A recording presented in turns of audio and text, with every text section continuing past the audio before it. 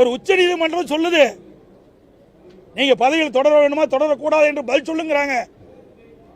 அவெல்லாம் குற்றம் செய்யலையா? இந்த முதலமைச்சர் காப்பாத்தலையா? இன்று செய்தியாளர்களை சந்தித்து பேசிய எதிர்க்கட்சித் தலைவர் எடப்பாடி பழனிசாமி முதல்வர் ஸ்டாலினை கடுமையாக தாக்கி பேசியுள்ளார்.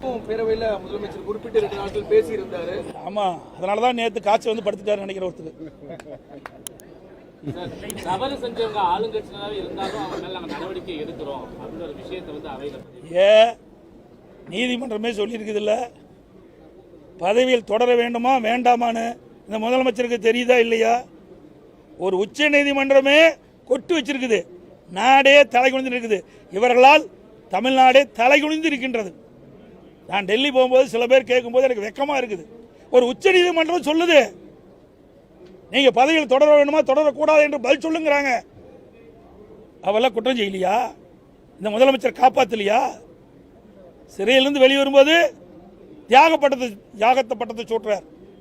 அப்படிப்பட்ட முதலமைச்சர் தான் இப்படிப்பட்ட முதலமைச்சர் இன்றைய முதலமைச்சர் ஸ்டாலின் அவர். யார் அந்த சார் அப்படிங்கிற கேள்விக்கே இது விடை தெரியல. இப்போ யார் அந்த தியாகி அப்படின்ற பிரச்சாரத்தை அதிமுக கேளுங்க, கண்டுபிடிங்க, மக்களுக்கு தெரிவிங்க. நாட்டு மக்களுக்கே தெரியும், உங்க ஊடகத்துக்கும் தெரியும். ஆனா தெரியாத மாதிரி கேட்குறீங்க. என்ன செய்வது? உங்களுடைய நிலைமை அப்படி இருக்குது. கவன ஈர்ப்பு இல்லைங்க, அதாவது 0 வருங்கிறது எங்களுக்கு கிடைக்கின்ற செய்தி வச்சு தான் சொல்ல முடியும். நீங்கள் அரசாங்கத்துக்கு முன்கூட்டியே செய்தி கிடைக்கும். ஆனால் எதிர்கட்சிக்கு அப்படி இல்லை. நீங்கள் பத்திரிகை வர செய்தியோ ஊடகத்தை வர செய்தியோ சரியா தவறா என்று ஆய்வு செஞ்ச பிறகு தான் நாங்கள் சட்டமன்றத்தில் பேச முடியும்.